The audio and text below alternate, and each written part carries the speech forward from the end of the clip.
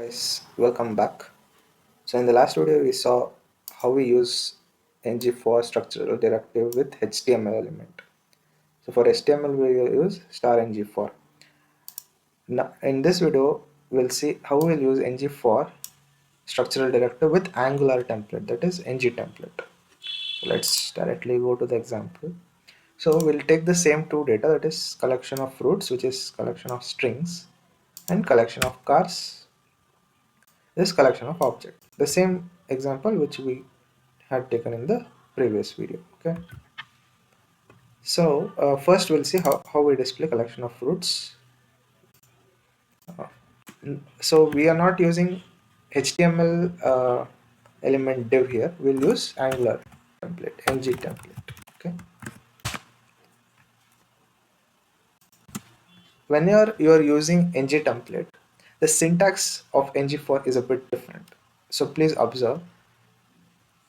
Compare last video and this video to have a better understanding. Okay, so we write ngFor and we take a variable fr. You can consider you can take whatever variable you want. I say fr and we say ngForOf and we pass in the collection, that is collection of fruits. Sorry, let me copy this. So in the collection of fruit we have apple, mango, orange, guava, and we'll display it. Say fr.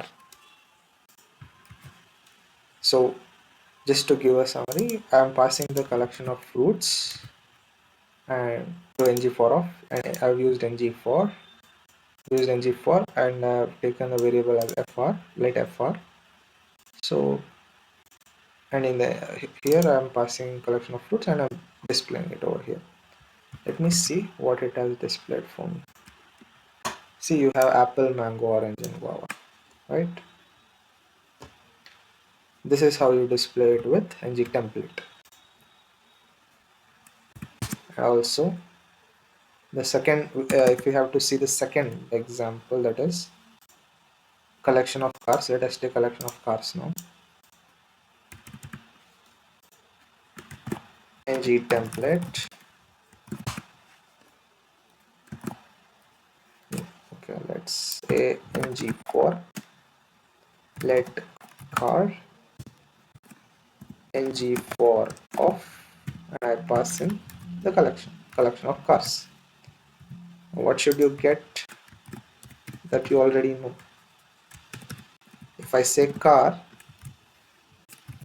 here, so I've taken car as a variable, so every time it iterates it gets this value from the collection of cars and sets it. So what are you expecting?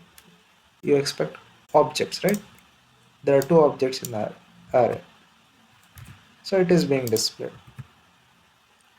this object and the other one is this object, right? But you want the value inside these objects, right? So you say car.name and car.price. Now you get Audi for this price and BMW for this price.